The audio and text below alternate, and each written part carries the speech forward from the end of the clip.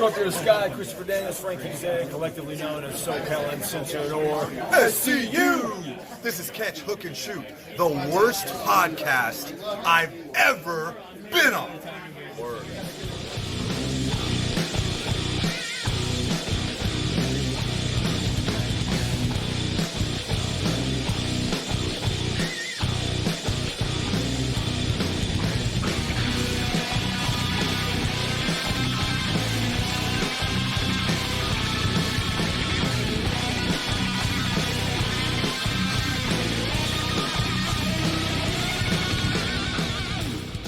Everybody, welcome to Catch, Hook, and Shoot, the best podcast you never heard of. My name's Tom. I am your host. I want to thank everybody for watching, listening, and subscribing on YouTube, Podbean, Spotify, Apple Podcasts, wherever you get your podcasts from. Make sure you check out the website, catchhookshoot.com. You can find all the podcast episodes, YouTube episodes, and pretty much everything about the show, including the CHS shop, where you can find all the t-shirts and hats and everything. I will be adding some more content to the website, hopefully within the next week or so.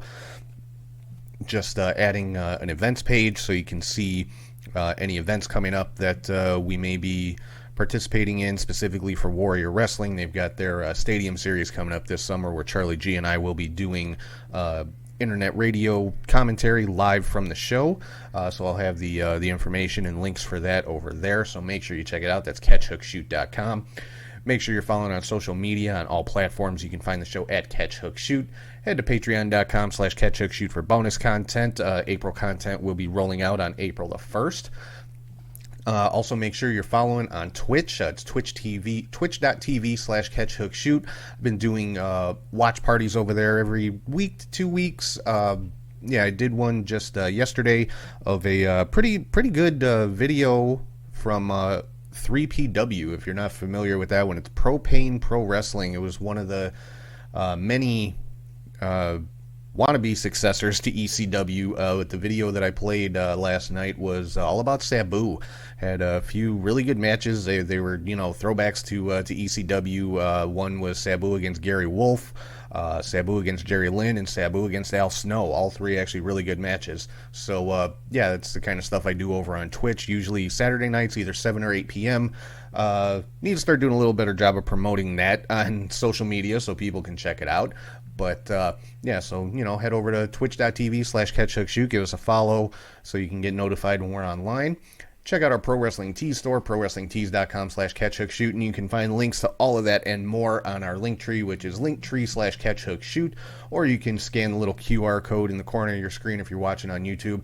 And if you ever want to shoot me an email, it's catchhookshoot@gmail.com. So let's get into everything going on in the wonderful world of pro wrestling this week, starting it off, as always, with the match of the week. Alright, so this week's match of the week is from AEW Dynamite, and it was the TNT Championship match. Darby Allin defending against John Silver from the Dark Order. So this is actually a really good match. It was the main event of the show. You had members of the Dark Order out there. Sting came out partway through the match just to kind of have Darby's back. And, Darby Allin did retain the championship. And then we saw Matt Hardy and his new organization run in because they, of course, have their beef with the Dark Order, and looks like they're possibly going after Darby Allin and the TNT Championship as well. But, really good match between Darby and Silver. I definitely recommend you guys check it out. John Silver really stepped up in this one, showed just how good he is in the ring. Darby Allin, for my money, probably the best guy in AEW right now. Just my opinion, but he is probably my favorite AEW wrestler at the moment. So if you only are going to watch one wrestling match this week, make it Darby Allin versus Jonathan Silver from AEW Dynamite. So let's keep rolling right along into my top 3 highlights of the week, and that is called the 3 count. First up on the 3 count, Alexa Bliss and Randy Orton from the Fastlane pay-per-view last Sunday. I was kind of curious to see how this was going to be. I knew it wasn't going to be an actual match. A lot of, kind of mind games from Alexa Bliss, and we saw the re-emergence of The Fiend with a little bit of a new look. Looks to be a little burnt up, kind of a Freddy Krueger thing going on, which I thought was pretty cool. A lot of mixed reactions to it online. People are going to shit on anything, so, best not to even pay attention to it. But yeah, I liked it. I thought it was a really cool spot to bring the Fiend back. I like the way they brought him back, kind of emerging from under the ring, and I like the new look. I mean, he got burned up. You don't expect him to come back looking exactly the same as before he gets set on fire. Let's suspend a little disbelief here, guys. It's a TV show. It's fantasy. It's supposed to be, it's a supernatural character. So enjoy it. But yeah, so I thought it was pretty cool. Number 2 on the 3 count, Jon Moxley and Eddie Kingston cutting a promo on basically on the Bullet Club on AEW Dynamite, talking about Kenny Omega and the Good Brothers and even the Young Bucks. So I'm liking this pairing of Mox and Kingston. Kingston now looks to be nursing a broken ankle after getting Pillmanized, quote unquote, by Omega and the Good Brothers. The Young Bucks kind of in the middle of all this. They're not really committing one way or the other, so I'm interested to see how all this is going to play out. And number 3 on the 3 count from NXT this past week, the contract signing between Adam Cole and Kyle O'Reilly for an unsanctioned match coming up at NXT TakeOver Stand and Deliver during WrestleMania week. Just really good mic work by both guys. I mean, they really made you believe that they want to kill each other. So I really enjoyed it. It's making me look forward to the match. I think TakeOver, NXT doesn't disappoint when it comes to takeovers, so I don't see this one being any different. There's a lot of good matches lined up for it, but we'll get into all that when I get to the WrestleMania preview show coming up in a couple of weeks. So yeah, number 3 on the 3 count, Cole and O'Reilly with their contract signing from NXT this past week. So let's get into, we had 3 pay-per-view events this past week, so let's get into some results from that. First up was NWA's return to pay-per-view, back for the attack. We had a 4-way match. Slice Boogie defeated Crimson, Jax Dane, and Jordan Clearwater. A little bit of a surprise. I kind of expected Crimson to come out on top of this one. Tyrus defeated JR Kratos, one half of the NWA Tag Team Champions. Elijah Burke retained the NWA World Television Championship against Tom Latimer. Camille defeated Thunder Rosa to become number 1 contender for the NWA World Women's Championship. Trevor Murdoch retained the national championship against Chris Adonis in Chris Adonis' debut with the NWA. And Nick Aldis retained the NWA World's Heavyweight Championship against Aaron Stevens, who also is one half of the NWA World Tag Team Champions. After that, we had the WWE Fastlane pay-per-view, and on the kickoff show, we finally saw Retribution turn on Mustafa Ali. Matt Riddle did retain the United States Championship against Ali. And, of course, Ali laid into Retribution afterwards, blaming them for his loss. Mia Yim, or Reckoning, just kind of walked out. So did Shane Thorne, or Slapjack, whatever you want to call him. And then the 2 left in the ring, Dio Madden and Dijak, basically hit a double choke slam on Ali to kind of cement the split of Retribution. And then Nia Jax and Shayna Baszler retained the Women's Tag Team Championship against Sasha Banks and Bianca Belair. A lot of dissension between Sasha and Bianca. Sasha actually slapped Bianca at the end of the match. So, that's just building towards their WrestleMania match. So I think, if I remember right, I predicted Sasha and Bianca to win, but not a big surprise that they didn't get the championships. I think this was more just to build on the tension between the 2 of them and build their rivalry. Big E retained the Intercontinental Championship against Apollo Crews. Kind of a weird ending to this match. Yeah, you'd have to go back and see it. It was odd. It was one of those strange quick pins that it kind of came out of nowhere. And but we are going to get a rematch between these 2 guys at WrestleMania. Braun Strowman picked up a quick win over Elias. Braun was supposed to be wrestling Shane McMahon. Shane was injured, quote-unquote, during training for the match, and picked Elias to be his replacement, and Elias basically just got decimated. Seth Rollins defeated Shinsuke Nakamura. Drew McIntyre defeated Sheamus in a no-holds-barred match, which was really a good match. I wish WWE wasn't so anti-blood, honestly, because in a match like this, you expect to see somebody bleed. I'm not saying, guys should be bleeding all over the place all the time, but there is a time and a place for it, and, a match like this is the time and the place. So that's just my opinion. And then I already talked about Alexa Bliss and Randy Orton. I guess technically Alexa Bliss won that match. The Fiend, like I said, emerged from under the ring, took out Randy Orton with the mandible claw and the Sister Abigail, and Alexa just kind of sat on top of him for the pin. So Alexa officially gets the win in that match.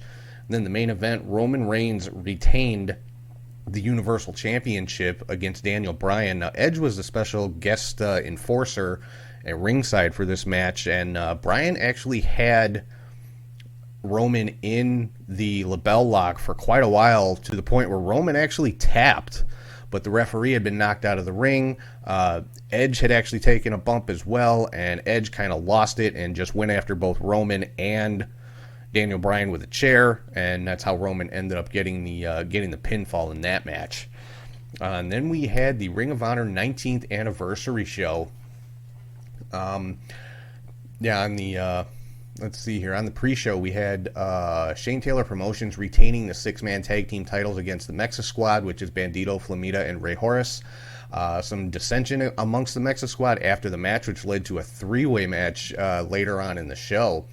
Also had an appearance from Maria Kanellis, who announced a new tournament for the Ring of Honor Women's Championship, and she actually set up a match, finally, that Ring of Honor fans have been looking for a while, because this rivalry has been building quite a bit between Angelina Love and Quinn McKay. I can't wait to see this one, because like I said, this rivalry has been building for a little while. Also on the pre-show, Brian Johnson got a win over Danhausen, Eli Isom, and LSG. Then on the main show, Tracy Williams defeated Kenny King. Now, Kenny King was wrestling in place of Dragon Lee, who was injured. So Tracy Williams is your new ROH World Television Champion. Dragon Lee was the champion. Like I said, Kenny King took his place to defend the title, and Tracy Williams did pick up the win in that match, so he is your Ring of Honor World TV Champion. Dalton Castle defeated Josh Woods, who... at the end of that match, Silas Young was at ringside with Josh Woods, and Silas basically, getting all over Josh Woods, saying he can't help him anymore, and, basically washed his hands of him. Mark Briscoe defeated Flip Gordon. Jay Briscoe defeated EC3 in a grudge match. That's another one that's been building for a while. It was supposed to take place a while ago, but EC3 had to take some time off due to testing positive for COVID. Bandito got the win in that 3-way match against Flamita and Rey Horus. Vincent defeated Matt Taven in an unsanctioned match. Jonathan Gresham retained the ROH Pure Championship in a Pure Rules match against Dak Draper. The Foundation, Rhett Titus and Tracy Williams, defeated LFI, Bestia, and Kenny King to win the ROH World Tag Team Championship. So the Foundation pretty much draped in gold at this point. The only title that they're missing is the World Heavyweight title. But another interesting note at the end of this one, basically Kenny King blaming Amy Rose for the loss, and Bestia just hit her with a nasty-looking spear. So apparently Amy Rose is out of LFI. And the main event, Roosh retained the ROH World Championship against Jay Lethal. And at the end of this one, we saw Homicide, Brody King, Chris Dickinson, and Tony Deppen come in and attack LFI. So apparently we've got a new faction with the returning Homicide in Ring of Honor. And these guys actually went after both LFI and the Foundation. So they're not looking to make any friends. But with Homicide, that's not surprising. So let's move on to what's been going on. What else has been going on this week? We found out Andrade has been released from the WWE.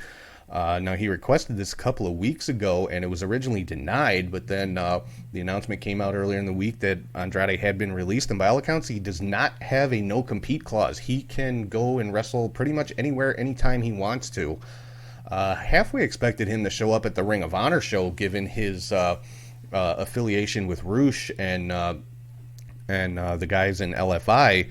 These are the guys that started Los Ingobernables in the CMLL promotion in Mexico. So I was, halfway expecting to see him on the Ring of Honor show, but it didn't happen.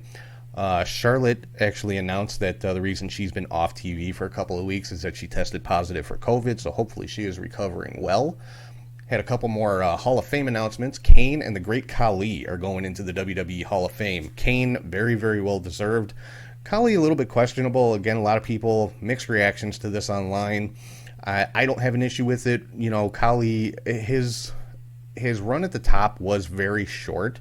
But, you know, obviously a guy that big, he's obviously got a lot of, not really health problems, but mobility issues. You know, you can tell he's got a bad back, he's got bad knees. The guy's like 7'4" and 400 pounds, you know, so that's inevitable. But, you know, I think he deserves it. I don't have a problem with it, so congratulations to Kane and the Great Khali. And we've been seeing some more dissension within the Hurt business, this time with Bobby Lashley kind of getting all over Cedric and Shelton, and kind of hiring all the enhancement guys in the locker room to try to take out Drew McIntyre. It was just kind of a weird situation on Raw. Asuka picked up the win over Peyton Royce in what was actually a really good match. Peyton Royce has not been getting a lot of TV time lately, and not had a lot of matches. This is actually, in my opinion, a pretty damn good match. And after the match, we saw Rhea Ripley come out and challenge Asuka for WrestleMania, so that one was made official for the Raw Women's Championship. Miz actually officially challenged Bad Bunny for WrestleMania, which Bad Bunny, of course, accepted. So it's gonna be a singles match. I had been predicting it was gonna be a tag team match, but it's gonna be Bad Bunny versus The Miz, and yeah, Bad Bunny actually hit a guitar shot on the Miz after his match. Drew McIntyre defeated Shelton Benjamin and Cedric Alexander. As a result of that, Shelton and Cedric are banned from ringside at WrestleMania. Braun Strowman challenged Shane McMahon for a match at WrestleMania, so we're going to see that one as well. The Fiend officially challenged Randy Orton for WrestleMania. A lot of WrestleMania setup going on, but I mean, it's only 2 weeks away, so it's kind of to be expected. Moving on to some NXT news, Dakota Kai and Raquel Gonzalez got a win in another really good women's match against Zoe Stark and Io Shirai. And this, again, just, you know, building towards the Io and Raquel match that's coming up at TakeOver. Raquel Gonzalez hit a nasty power bomb on Io Shirai after the match onto the announce table. It was announced that Danny Burch injured his shoulder last week in match against Karrion Kross and Finn Balor, which I think was pretty obvious during the match. He, you know, took a pretty nasty bump early on and was not able to get back into the match. You saw the doctors checking him out at ringside. So, yeah, Danny Burch out. They said up to 6 months with a shoulder injury, so it sounds like it's something that's probably going to require surgery.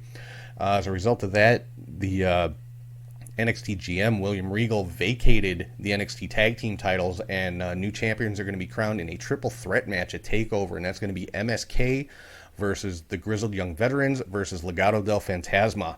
So I'm looking for MSK to pull this one out, the former Rascals. I'd be very, very surprised if they're not the next NXT Tag Team champions. Karrion Kross got a win over Oni Lorcan, and after that match, we saw promo between Kross and Balor. Very, very good exchange between those two. I cannot wait to see this match. And we found out this coming week on NXT, we're going to have a 12-man battle royal.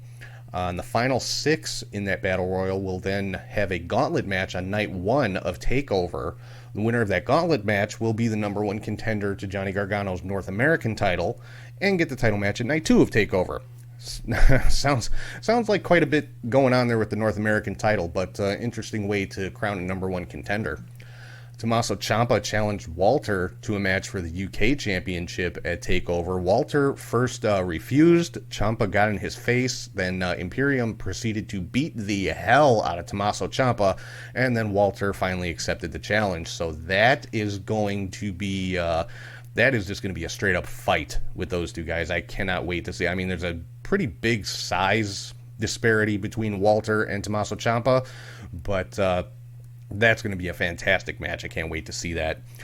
We saw an appearance from Shawn Michaels on NXT. He came out during a little bit of a stare down between Santos Escobar and Jordan Devlin, the 2 cruiserweight champions, and Shawn didn't say anything, just walked down to the ring, pulled a ladder out from under the ring, slid it inside. So we're going to have a ladder match to unify the Cruiserweight Championship. And yeah, Santos Escobar and Jordan Devlin in a ladder match, sign me up, because that's going to be, I'll go out on a limb. I mean, I think it's pretty much agreed the best singles ladder match of all time is Shawn Michaels versus Razor Ramon at WrestleMania 10.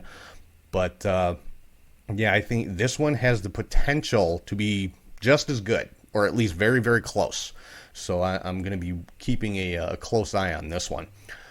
And then we had, of course, the contract signing between Adam Cole and Kyle O'Reilly for their unsanctioned match. Like I said, very good spot with these two guys. Moving on to NXT UK, Isla Dawn and confronted Kaylee Ray, the NXT UK Women's Champion, backstage. And Isla Dawn has been kind of having a supernatural thing of her own going on. They've been showing stuff with her, like reading tarot cards, and you know, with the confrontation with Kaylee Ray, you saw the lights kind of changing colors and things like that. It was a cool spot. And then Ilya Dragunov got a vicious victory over Sam Gradwell. This was another very, very good match. Dragunov actually won by knockout. It was a no disqualification match, and Dragunov just at the end of the match just pounding on Gradwell. So if you haven't checked out NXT UK, at least go back and check that match out, because it was a damn good match between Ilya Dragunov and Sam Gradwell. Moving on to SmackDown, Daniel Bryan came out and kind of took over the show right off the top, saying he wants a title match at WrestleMania, making all kinds of suggestions about how that could happen. Have Edge and Roman in night 1, and then Bryan faces the winner at night 2, or something along those lines. And what ended up happening at the end of the show, Adam Pearce made the decision to make this a triple threat match for WrestleMania. So it will be Roman Reigns, Edge, and Daniel Bryan. And that didn't set well with Edge or Roman Reigns. It ended up in just a three-way brawl, and Edge just snapped and was beating the hell out of everybody. Pat Buck took a chair shot, and Edge was trying to hit concertos on both Daniel Bryan and Roman Reigns. So yeah, we're seeing the reemergence of the rated R superstar here, the guy who will do pretty much anything, and I'm liking it. So I'm very, very happy with what I'm seeing from Edge right now. Rollins got another victory over Nakamura and just proceeded to continue attacking Nakamura after the match. Cesaro made the save, so apparently we are going to see that match at WrestleMania as well. Rollins versus Cesaro. Got no issues with that. That's going to be an awesome match. Apollo Crews got a pinfall on Big E in a six-man tag team match. So, and again, as I said before, their rematch is going to take place at WrestleMania. Big E defending the Intercontinental title against Apollo once again. Had an episode of the Kevin Owens Show with Sami Zayn, and Sami Zayn announced he's going to be premiering the trailer for his documentary next week with Logan Paul, of all people. I'm sorry, I'm not a fan of Logan Paul. That's all I'm going to say. But, yeah, he's going to, he's a big, one of the biggest YouTubers out there. It'll get a lot more eyes on WWE. I understand why they're doing it. I just don't like the guy. That's all there is to it. So, whatever. But, yeah, this also resulted in KO challenging Sami Zayn for WrestleMania, which was accepted. So, we get KO versus Sami again. This match has happened many, many times, but yeah, these guys know each other so well, and they're both so good in the ring. It's pretty much impossible for the two of them to put on a bad match with each other.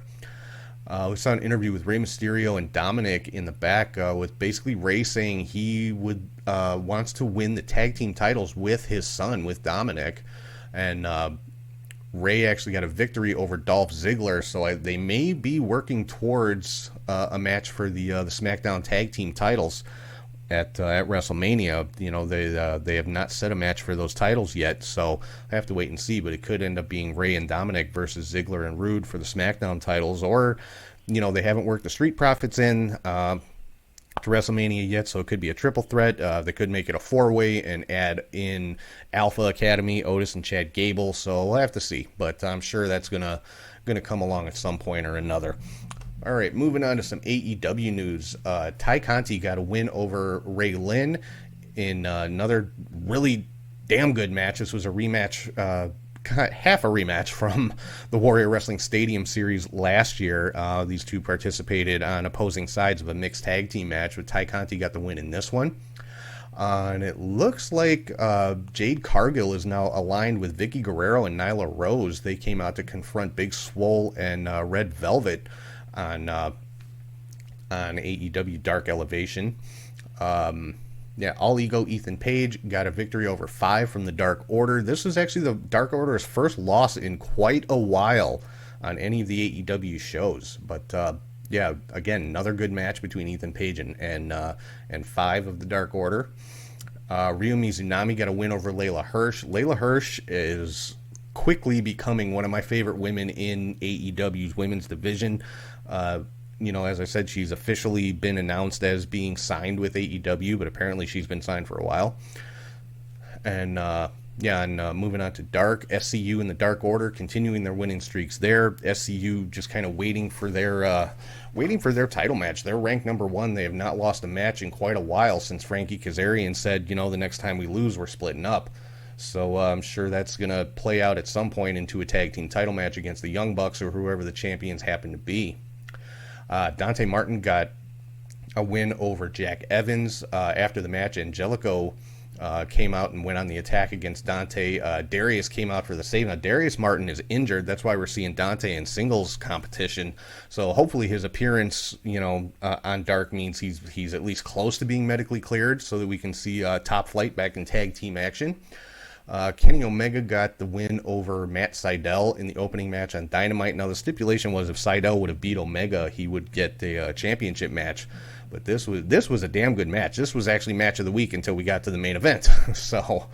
Kenny Omega got the win over Matt Sydal. We found out Christian is going to have his in-ring debut next week against Frankie Kazarian. Now, these two have wrestled before many times back in TNA, and so this is going to be an awesome freaking match next week. We saw a really good promo by the new faction Pinnacle, headed up by MJF. Calling out the Inner Circle, even roughed up Tony Schiavone a little bit. Nothing major, just kind of, pushing him around a little bit and that kind of thing. But kind of a surprise. You don't see people lay hands on Schiavone too often. But the fact that they did and the fact that he allowed it and went for it just kind of tells you, he trusts these guys. So, very good promo by Pinnacle. Then we had another promo by Team Taz on... Taz basically saying that Brian Cage apologized to the rest of Team Taz for his praise of Sting the previous week, and Cage was kind of standing off to the side, giving Taz a side eye, like, I didn't, and that kind of thing. So, still a lot of tension among Team Taz. Then we had a few promos in a row on Dynamite. The next was from QT Marshall, and he basically challenged Cody Rhodes for a match this coming week, which Cody did accept, and Arn Anderson is going to be the special referee for this one. So we've got a little bit of infighting with the Nightmare family. So this is an all Nightmare family match with the head coach Arn Anderson as the referee. Then we had that great promo from Mox and Kingston after that. Lucha Brothers and Laredo Kid defeated the Young Bucks and Brandon Cutler. And then after the match, Kenny Omega came out and went on the attack on the Lucha Brothers and Laredo Kid. Basically gave the Young Bucks an ultimatum. So, kind of the gist of it was either you're with me or you're against me, trying to get them to throw up the Too Sweet and, the Bullet Club and all that. And the Bucks just kind of walked away. And then the Lucha Brothers went on the attack on Kenny Omega, and the Good Brothers had to kind of get him out of the ring before they could do too much damage. Ty Conti actually got a win over Nyla Rose in a little bit, I'd call it a little bit of an upset. I didn't expect that, but Ty Conti did get the win in a good match. Nyla went on the attack afterwards. Hikaru Shida came out for the save, and the Bunny, Allie of all people, came out and went on the attack. So we're seeing a little bit more action from the women's division in AEW, which I like. I think they're going to start putting them in some more prominent roles, and which is damn good. I mean, people have been clamoring for and complaining, quite frankly, about the AEW women's division pretty much from the get-go. So it's good to see them getting put in a little bit more high-profile spots. And then the main event, of course, was Darby Allin versus John Silver, which I talked about during the match of the week. I can't tell you enough. Go back and check this match out if you haven't seen it. Moving into some Impact news, Ace Austin retained the X Division title in a rematch against TJP. Saw another promo with Kenny Omega and Don Callis, just leading up to that title match with Rich Swann. Trey Miguel got a win over AC Romero and then was pretty much immediately attacked after the match by Larry D.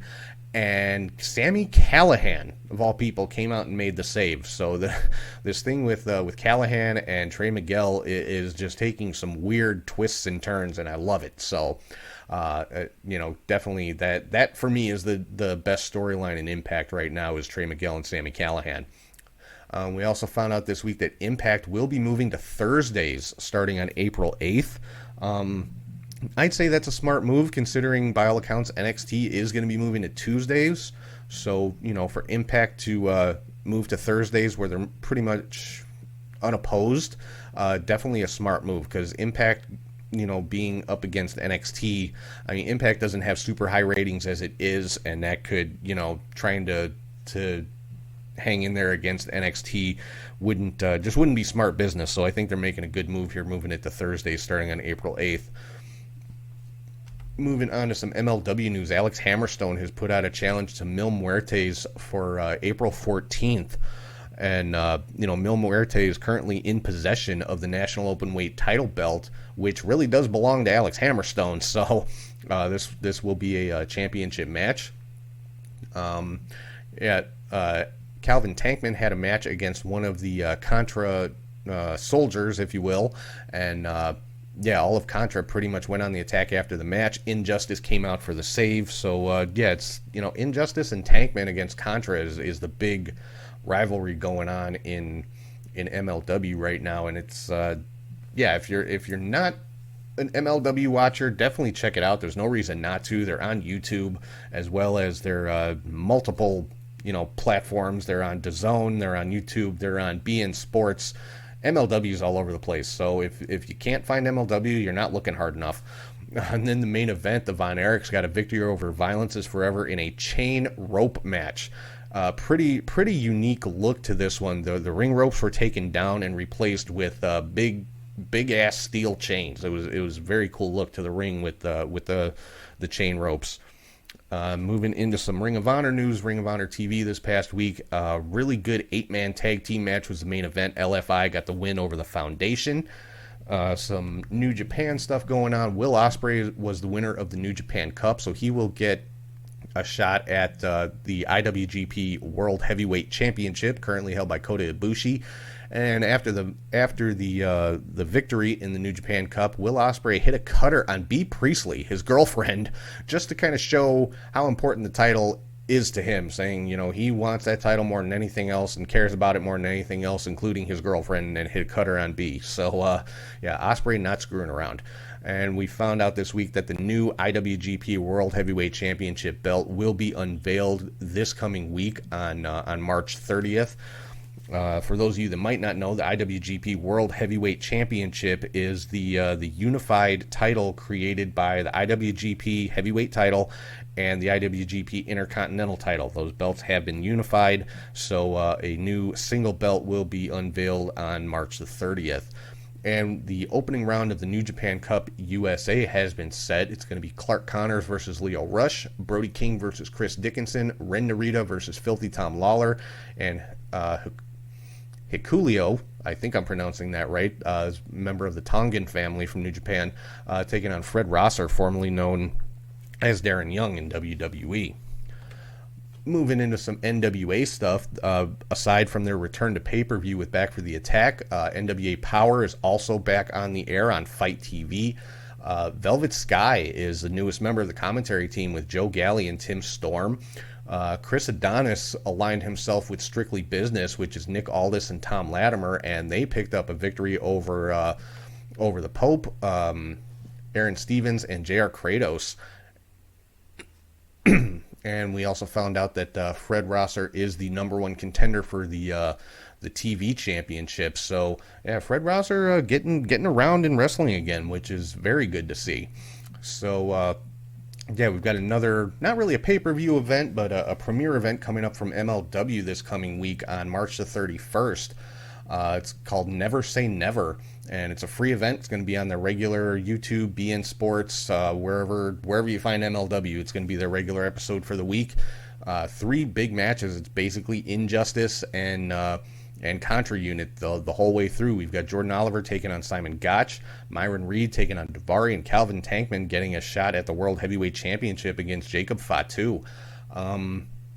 Yeah, I mean, I gotta go with Jordan Oliver against Gotch. Actually, I'm gonna go Injustice probably all the way through. Oliver over Gotch, Reed over Davari, and I'm gonna go out on a limb and pick Tankman to take the World Heavyweight title. I don't know if they'll do that quite yet, but Fatu's been champion for a long time. So, you know, like I said, I'm going out on a limb. I don't think it's actually going to happen. I think there's probably going to be some type of chicanery going on, and Fatu's going to end up coming out, you know, still retaining the title. But we'll have to see. But those are my picks for MLW. So that's coming up this Wednesday on the 31st. And a little bit of miscellaneous news right now. Matt Cardona has been confirmed for the Warrior Wrestling Stadium Series for Night 1 on June the 5th. So I am very excited about that. It'll be my first time getting to call a Matt Cardona match, so that's going to be awesome. Rumor going around, this is from Meltzer, so take it with a grain of salt, but discussions are underway to restart Lucha Underground. Now, it's not going to be Lucha Underground. Technically, they can't use the name because of trademark issues, and most of the bigger name, you know, top guys from Lucha Underground are either with WWE or AEW. But could this possibly be something in the works with MLW, because they've got the Azteca Underground, who kind of acquired Selena De La Renta's Promociones Dorado. So, but yeah, I'm all for it. I don't know if it's going to be a separate show or possibly something within MLW. I mean, they only have a 1-hour show, so I'm not sure how they could fit that in unless it's just very small segments.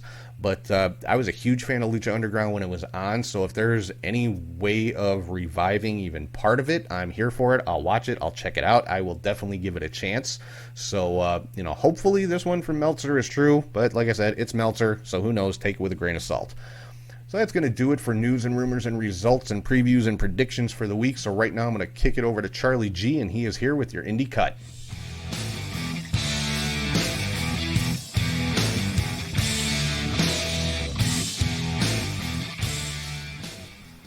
Thank you, Tom, and hey to wrestling friends. I am Charlie G with your Indie Cut. There was a lot of weekend wrestling action again, so let's begin with Friday, March 19th, and Dragon Gate Glorious Gate Day 6, where Ultimo Dragon was in action again, winning a 6-man tag. Back in the States, we got to Resolute Wrestling Recoil from Crossville, Tennessee. Uncle Biff defeated Cody Morton. For IPW TV title, champion Tyler Fossey defeated Noah Hossman. And in a no-holds-barred street fight, David Firestein defeated Caleb Courageous. To Pro Wrestling All-Stars of Detroit, Double Jeopardy 2021 from Brownstone, Michigan. For the PWA SD tag titles in a street fight, champions Chuck Stein and Peter B. Beautiful defeated Frank Isaac Anderson and Sean Lawhorn. And for the Cruiser Core title, champion Mysterious Mavado defeated Alex Van Zandt. Pro South Wrestling Piedmont, Alabama. For the All Out title, champion Brandon Watley defeated Shane Mako.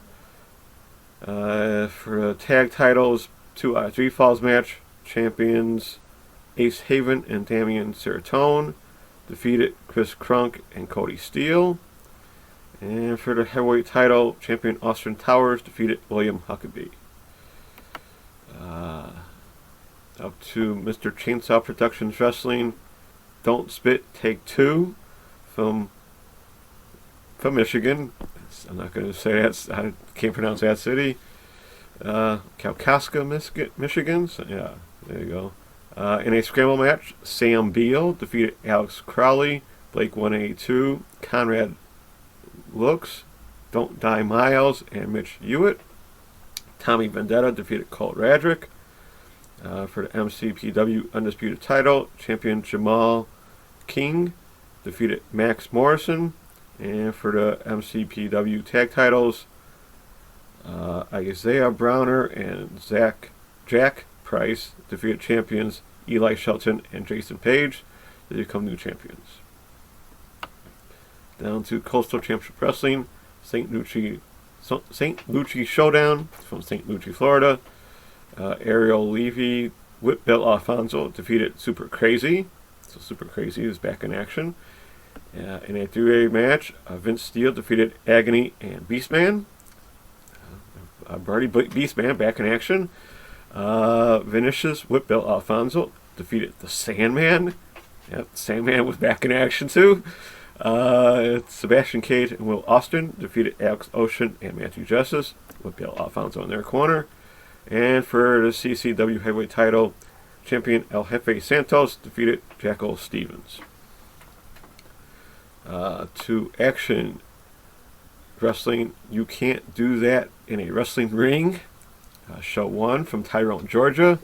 Alex Kane defeated O'Shea Edwards. Cabana Man Dan defeated Ashton Starr.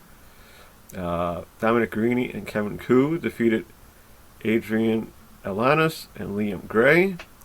And Alan Angels defeated AC Mack. So Alan Angels even got in some other action outside of AEW. And then show number 2 from Action Wrestling, Royal versus Cells 2. Adam Priest defeated Nolan Edward. In a no DQ tag match, Kevin Ryan and Shug D defeated Akira and Brett Eisen. Brett Eisen. And in their action title match, champion Eric Royal defeated Matt Sales. There was some CMLL action. El Soberano Jr. and Flyer defeated Dark Magic and Akumara by countout. And I did hear, I don't know the results, but CMLL had a pay-per-view last night on the 26th. No results yet, so hopefully I will get to those next week. On to Saturday, March 20th. New Horizon Pro Wrestling Battle of Honor from Sussex, Australia. In the Head Shrinker Samu Legacy Cup final match, no need to go through the rest of those. Jared Slate and Salem 6 defeated Julian Ward and Michael Morleone. And for their Art of Wrestling title, champion Rogan Kargus defeated James Draker. Sorry about that. To EPW School of Pro Wrestling North Showcase number 12. Check yourself before you wreck yourself from Australia. They had a Super 9 tournament and a couple matches there. And for their tag titles, champions Jack Edwards and Taylor King defeated Chadwick Jackson and Stella Nix. So I guess we'll be talking about them later on since it was first round matches. Up to Stardom, New Century 2021 and Yamagata. Excellent show, of course. Starlight Kid defeated Lady C. Azumi and Momo Watanabe defeated Mayu Iwatani and Saida. Himeka and Siri took on Saya Kamatani and Utami Hashita to a 15-minute draw. Excellent match. B. Priestley and Konami defeated Julia and Micah. And then in a 6-1 tag, Mina Shirakawa, Tam Nakano, and Unagi Sayaka defeated Natsuka Tora, Ruraka, and Saki Kashima. Of course, Stardom always puts on a great show. As I just lost my place. Give me a minute. Sorry about that. Any day now. I'll find it. Sorry about that, people. Alright, here we go. Insane Championship Wrestling, Fight Club 164, ICW Bard.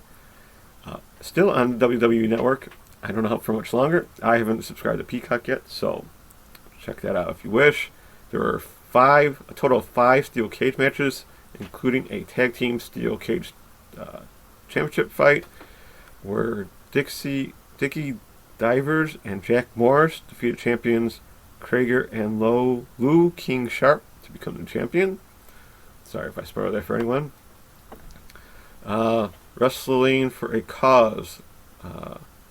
Prime from Owasho, Oklahoma. For the Hometown Heroes title, Dmitry Alexandrov defeated champion Tim Rockwell to become the champion. Warrior Breed Wrestling Lifeline from Hollywood, Florida. For their tag titles, champions Dante Marquise Carter and Mikey Spandex defeated Eli Knight and Malik Basuti. It's a nice day out for people, so just bear with me. For the lightweight title, champion Aaron Nova defeated champion Nick Grayson to become the champion. And in their women's title, champion Shalaz Rain defeated Ashante. I'm guessing on that one. United States Championship Wrestling from Jacksonville, Florida. For their cruiserweight title, champion Chasen Rance defeated Tone Haro. For the U.S. heavyweight title, champion Deion James defeated Bobby Lager. Over to Southwest Wrestling Entertainment, Clash in Canton, from Canton, Texas. You could find these matches on YouTube eventually. I found that out the hard way. Didn't know they were actually there, but you could find these matches eventually. So I don't know what I'd be spoiling in this. So there was Amelia Hosaka defeated Rosemary by DQ. For the SWE tag titles, John Amari and Mike Anthony, who are champions, defeated Jeremy Wyatt and Niles Planck.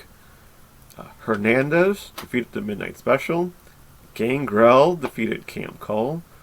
For the SWE women's title, champion Christy James defeated Amber Nova. For their TV title, champion Rodney Mack defeated the Midnight Special. Also, Demos with Teal Piper in his corner. So it's nice to see Teal still trying to do something in wrestling. Defeated Michael Schaefer.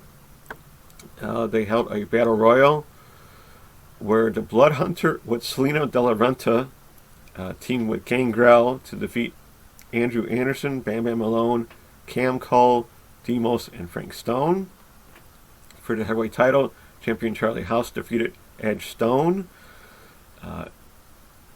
Kaz XL with Molina in his corner. So Big Cass had Molina in his corner here. Defeated Christian Mox. I can't wait. I hope to watch these matches. For their TV title, once again, Rodney Mack, who's champion, defeated Nobe Bryant. For their Texas title, Falls Count Anywhere match, for the vacant title, the Blood Hunter with Selena Del Renta defeated Gangrel to become the champion. And then for the SWE heavyweight title, champion Charlie House once again defeated Will All Day. So some really cool wrestlers in this promotion, and it's free on YouTube, so check that out if you can. On to Southern Fried Championship Wrestling, Homecoming from Monroe, Georgia. For the SFCW heavyweight title, champion Griff Garrison defeated Bryce Cannon. Ashton Starr defeated Ziggy Dice. In a classic title number one contendership match, CT Keys won that. For the tag titles, champions Adrian Hawkins and Bobby Moore defeated Brian Blaze and Shane Marks. And the winner of the Battle Royal, CT Keys, defeated the classic champion Todd Sexton to become new champion all on the same day. So congrats to him. On to Real Pro Wrestling Resurgent from Ave Maria, Florida. You are now on the map. I know I've never seen that before. For their tag titles, Giovanni Colon and Justin Matthews, who are champions, defeated Logan Cruz and Wheezy T. Oh, gotta love these indie names, right? To Rhodes Wrestling Academy Showcase. Yes, so that's Dustin Rhodes Wrestling Academy. Check that out on YouTube. From Liberty Hill, Texas. So they're not in Georgia. So that's a completely different group, I believe, than the Nightmare Factory. So check that out as you wish. Over to Renegade Championship Wrestling, Best of the 7. They had a Best of the 7 tournament, and the Final Four match was Ethan Cage defeating Austin Towers, Jaden Newman, and Mikey Watkins. Platinum Pro Wrestling Slamfest Battle of the Midway number 2 from Naples, Florida. For the Platinum title match, champion CJ O'Doyle defeated Larry Lane. And then quickly thereafter, Big Con defeated CJ O'Doyle to become new champion. Down to Metroplex Wrestling Showdown from Bedford, Texas. For the Addicts title, Exodus Prime defeated champion Zero the Anti-Hero to become new champion. And in the Prospects title, Jackson Stone defeated champion Joe Angelo Garcia by DQ, so no title change there. On to Thunder Rosa's Mission Pro Wrestling, Empty Promises from Buda, Texas. You could have found that on High Spots Network, as well as Title Match Network. Haladead and Thunder Rosa defeated Jasmine Allure and Queen Aminata. Layla Hirsch took on Martha Slamovich in a double DQ. Genocide defeated Rochelle Chanel. Kylan King defeated Ray Lynn. Nyla Rose defeated Baby D. And for their MPW title, champion La Rosa Negra defeated Rochelle Rose. Back over to Intense Wrestling Entertainment, second anniversary show from Augusta, Georgia. O'Shea Edwards defeated EC3 by DQ. So EC3 is working other places other than Ring of Honor. So there's a chance he might be at Warrior. You never know. For their tag titles, champions Coach Mikey and Rob Killjoy defeated Brandon Parker and Charlie Anarchy. And Alexander Hammerstone took on Sean Legacy to a known contest. So even Hammerstone got into some other company for a match or two. Nice to see. Up to Hardcore Wrestling Organization. Bad Luck, It Can't Last Forever from Williamstown, New Jersey. For the H2O Hybrid title, Mouse defeated Dylan McKay, champion Frankie Picard, and Lucky 13 to become new champion. And Ricky Shane Page defeated Marcus Mathers. Frontline Pro 25, Call to Arms from Spencer, Wisconsin.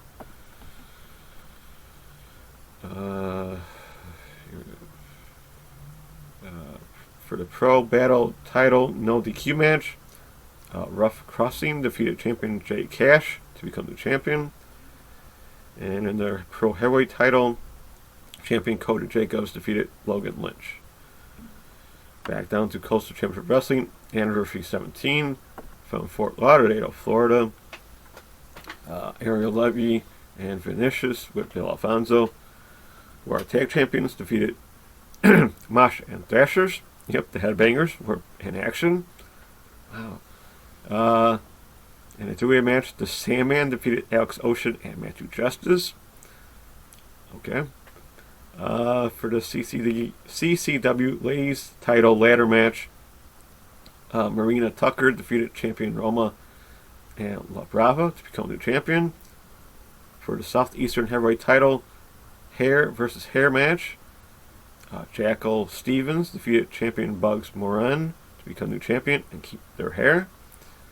And in a Tornado Tag Team Steel Cage match, Mr. C and Salazar defeated Charlie and Vince Steele. And Coastal Championship Wrestling puts on some really good events. There was a Universal Wrestling Alliance show from Mexico where, yeah, nothing big about that. On to Sunday, March 21st. The YMZ Pro Wrestling Gokigen Spring Battle 2021 Mini. For the Pure J Openweight title, champion Kari Yoniyama defeated Shai Ozura. Stardom New Century 2021 and Sendai. Konami defeated Mina Shirakawa. Azumi and Saya Kamatani defeated Himeka and Lady C. Tam Nakano and Unagi Sayaka defeated Bea Priestley and Saki Kashima. Sorry about that. Interesting about the Bea Priestley, she did this show and then quickly went over to the New Japan show. I'll get to that in a minute. But she got over to New Japan before the main event. So, Momo Watanabe and Utami Hayashita defeated Natsuka Tora and Ruaka by DQ, of course. And 6-1 tag, Julia, Mikey, and Siri defeated Mayu Iwatani, Saida, and Starlight Kid. Wonderful show once again by Stardom. They can't miss a beat, I swear. Noah the Infinity 2021 for the GHC Junior Heavyweight title, tag titles. Sorry about that. Champions Hayata and Yoshinari Ogawa defeated Daisuke Harada and Junta Miyawaki. I believe that's okay. And for their national title, Kazuyuki Fujita defeated champion Kano to become new champion. As I said, New Japan Cup final day 13. In the final match, it was Will Ospreay with Bea Priestley in his corner, along with Empire, defeated Shingo Takagi in a glorious 30-minute match. If you can watch it, please do. At the end of the match, Will Ospreay said, going for the title means everything, and then Oz cuttered Bea Priestley. So it looks like, and then he cut a promo. It sounds like he's single. You never know what Will, but you never know what Bea. So it was an interesting night to watch. Actually, it was over, so it was on early enough that I could stay up for it all. Great show and cool ending. I'm glad Will won. He will be going against Kota Ibushi April 4th with the new title in hand. So we'll see how that goes. There was a Pro Wrestling Diana show on YouTube, if anyone wants to check that out. On to All Japan Dream Power Series 21, Day 4, where for the All Japan Junior Heavyweight title, champion Shima defeated Izanagi, and for the Triple Crown title, champion Suwama defeated Yoshitatsu. Back here in the States, for Platinum Pro Wrestling, Slamfest Battle of the Midway, a battle on the Midway number 3. For the Diamonds Division title, Humbra Kato defeated champion Casey Lennox to become the champion. And then, of course, on Sunday, it was NWA Back for the Attack on Fight TV. For the first show back, it was okay. It wasn't the best. It wasn't the greatest. It wasn't the best either. It was decent. And even Taryn Terrell showed up to do commentary. That was. Skip that.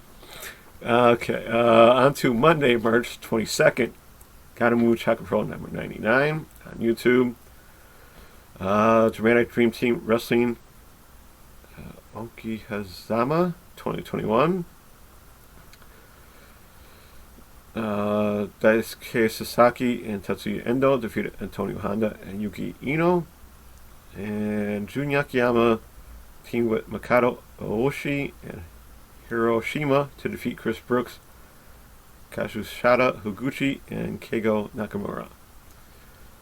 There was one Collegiate Pro Wrestling Rising Night on YouTube, so check that out on Monday.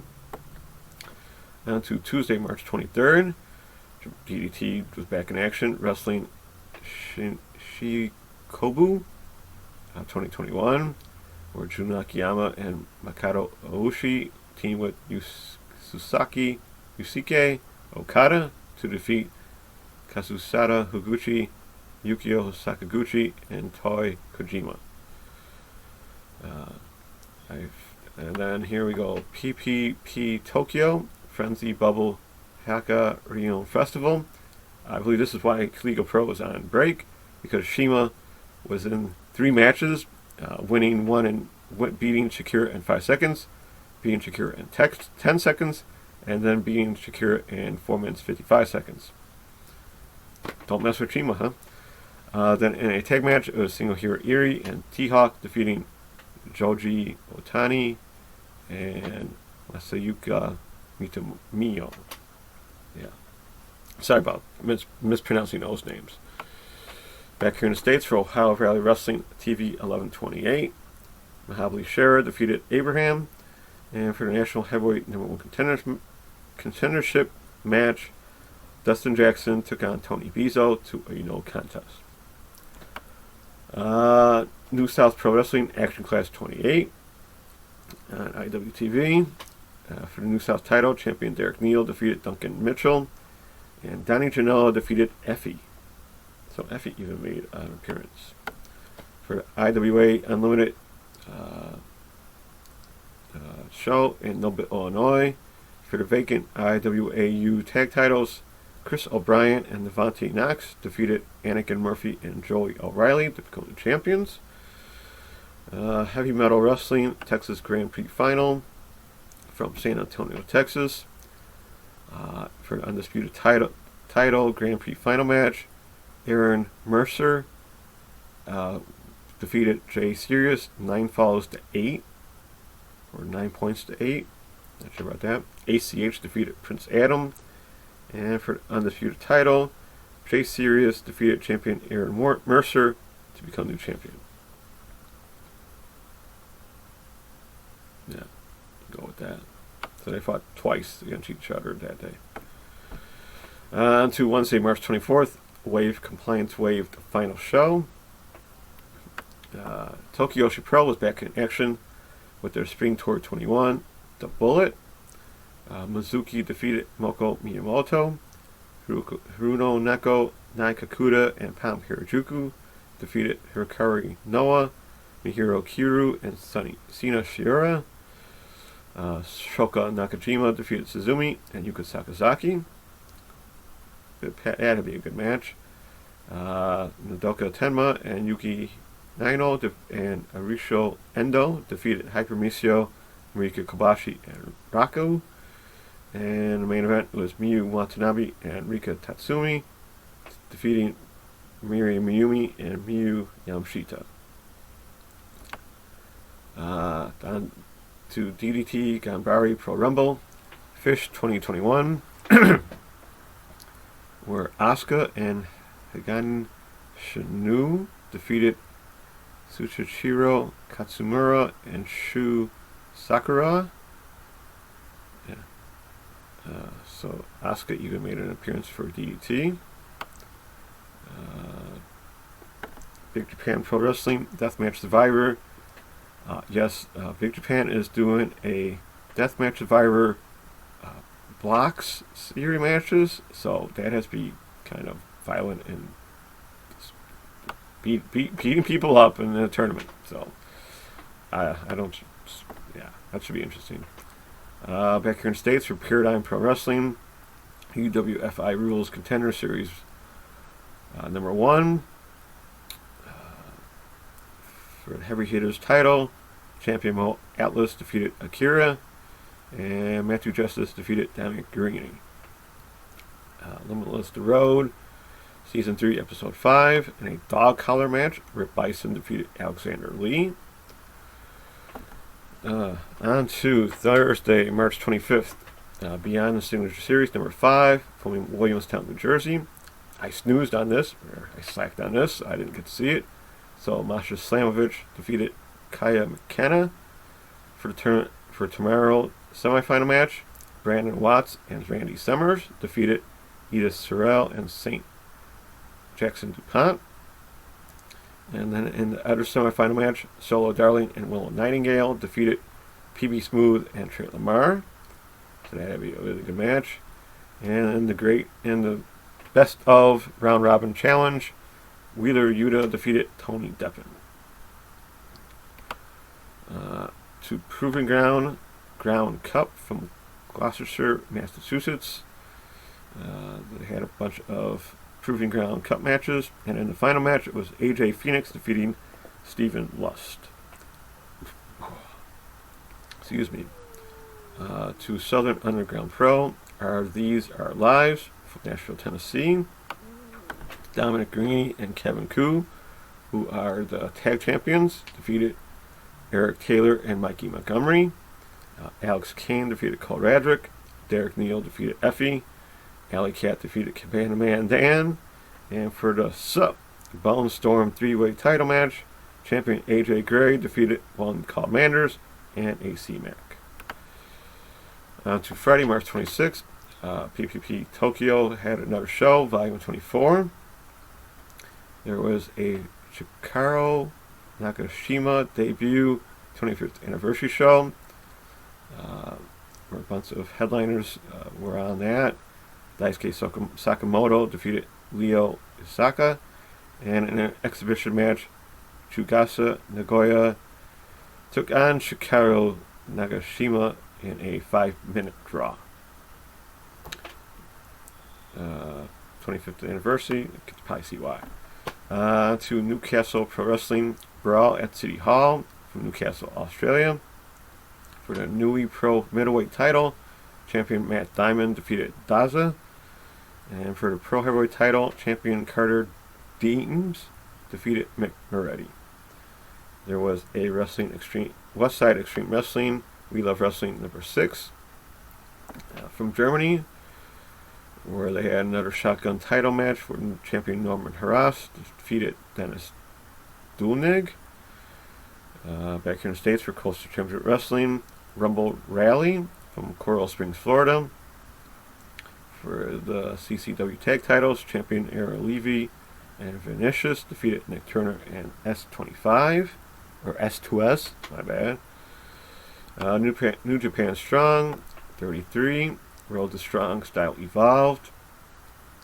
New Japan Cup qualifying matches, Clark Connors defeated TJP. I don't know about that one. And Chris Dickinson defeated Blake Christian.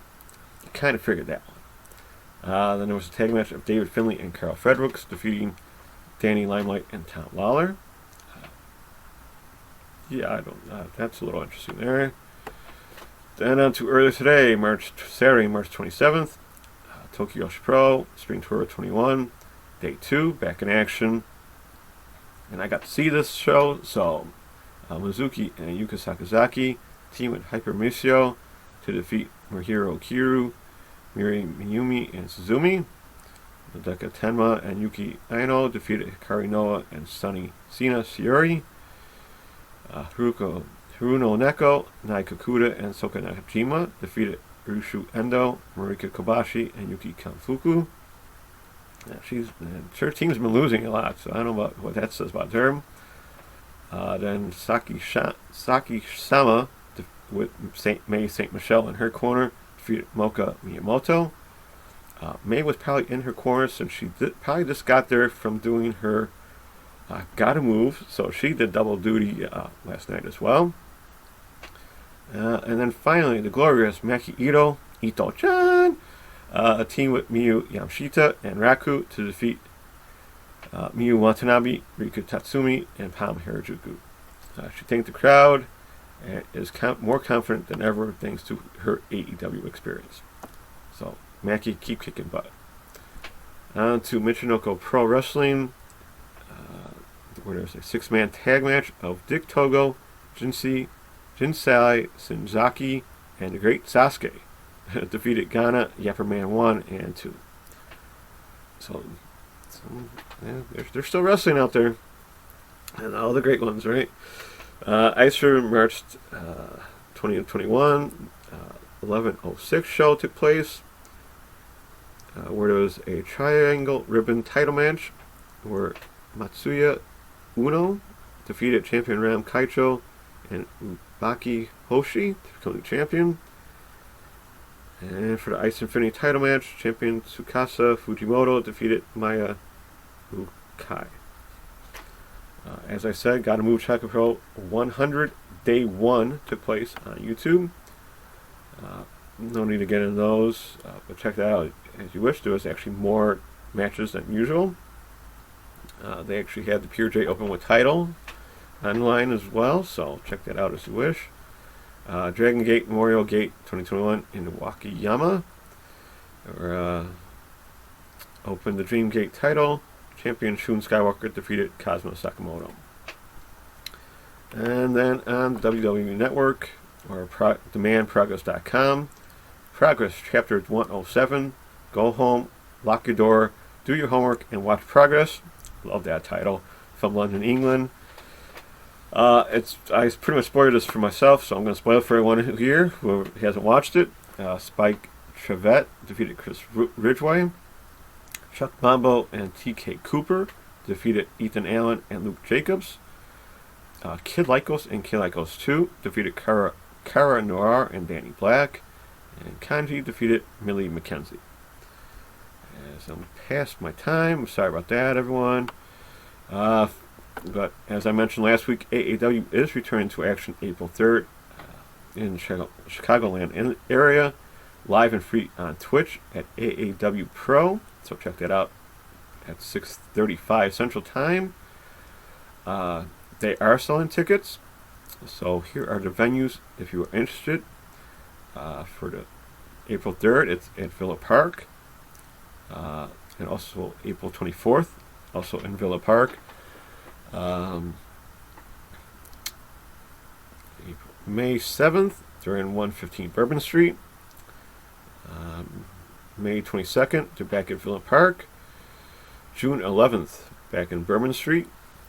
July 9th, back on Bourbon Street.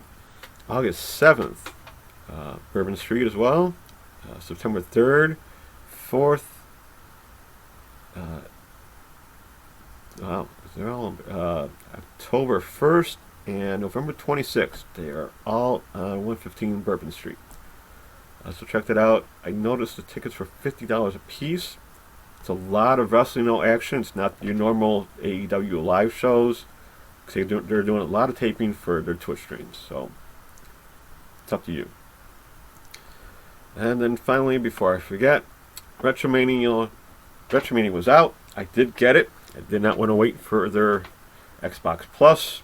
So hopefully the email is right and it will be a $5 buy for the stickers and posters. So that's what I was kind of looking for. So my personal game review, overall it's excellent. It is not a WWE game, so if you're looking for that, this isn't for you. I will quote my friend Rich. It is like being at the convenience store again in 1988. As one who couldn't get to this convenience store, I approve. So you can't beat that, right? Can it be too easy? Yes. But that's fine by me. I mean, you can make it challenging as you wish. They've got sliders for it all, but the easier the better for me right now. The in-game artwork is great, and the details and the sprites very good. You can't complain here with the size of the wrestlers. They come out kind of, enlarged, and then in the ring they're a little smaller, so it still works out.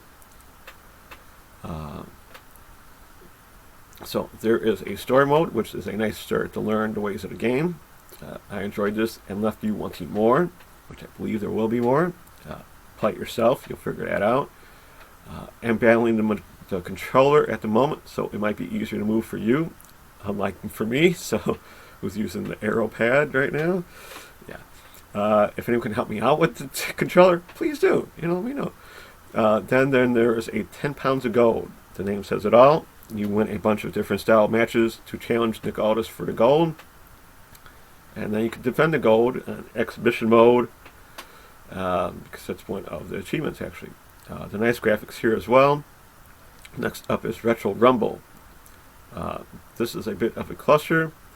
Yeah, I don't know why most of the wrestlers gather in one area, but it's still fun to play. With 16 wrestlers at the moment, all 16 actually are in the Rumble eventually, so it's very cool. It's a lot smoother than WWE 2K, I'll say that. So it's actually more enjoyable to play. And then finally there's Versus, which lets you pick through all the options and rings and match wrestlers that get the rest of your achievements, or just have fun, mix the matches with 8-man tags, 6-man tags, you name it. They pretty much got it in this game, and 3 different steel cages, I believe.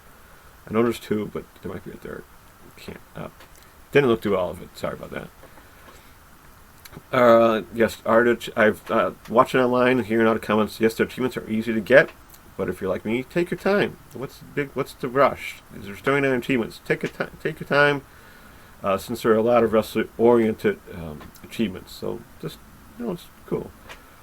Is the wrestler small? Yes, for now it is, but it's true to WrestleFest sequel. Since it is the sequel to WrestleFest, WrestleFest had like 12 or 16 characters at first.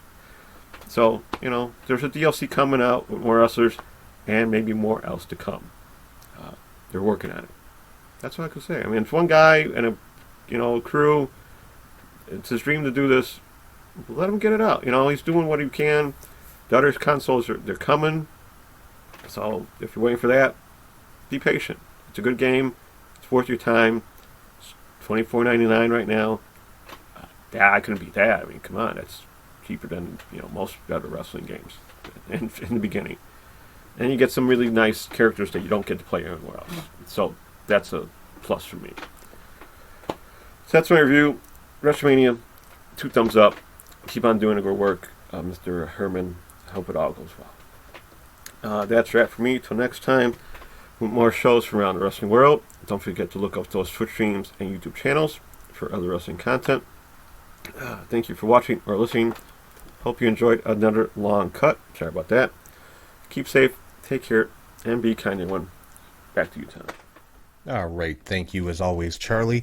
And so I don't have a fantasy booker for this week. I just didn't, had a lot of stuff going on this week. Didn't have time to put one together. So we're going to jump right into the next segment of the show where I've been counting down my personal top 10 WrestleMania matches of all time, and I'm doing that in the weekly hot take.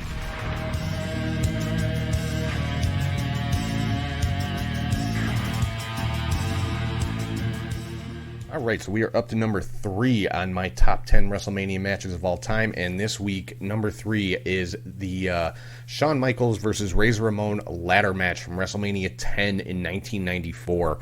This match really kind of set the standard for what ladder matches would become,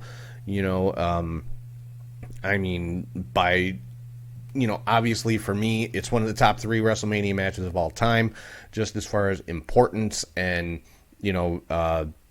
quality of the match. And like I said, it pretty much set the standard for what ladder matches would be. And out of this grew the tag team ladder matches that we saw with the Hardys and Edge and Christian, and the TLC matches with the Hardys and Edge and Christian and the Dudley Boys, and the Money in the Bank ladder match, and all of this sprang from this one match with Shawn and Razor with a single ladder throughout the match. They didn't have the underside of the ring filled with ladder after ladder after ladder. It was one ladder throughout the entire match. So and what these guys did in this match was just amazing. So that is my number 3 WrestleMania match of all time. Shawn Michaels versus Razor Ramon ladder match for the Intercontinental Championship at WrestleMania 10, 1994. So that's pretty much going to wrap things up for this week. Want to mention again, coming up on WrestleMania week, we've got 3 big episodes dropping. On Sunday, April the 4th is our regularly scheduled episode. And then on in the morning of April the 5th, we will be dropping a special episode previewing everything for WrestleMania week, all the WWE events, the Hall of Fame, NXT TakeOver, NXT UK Prelude, Raw, Smackdown, and of course WrestleMania. Charlie's going to be previewing all the big indie shows coming up that week, so should be a pretty good show. We're going to try to cover as much as we can. And then on Friday, April the 9th, our special WrestleMania panel episode. It's myself, Charlie G, and 3 other special guests just discussing WrestleMania as an event, the history of WrestleMania, what it means as far as sports, as far as wrestling, all kinds of stuff all about WrestleMania. That's coming on Friday, April the 9th. Make sure you check that one out.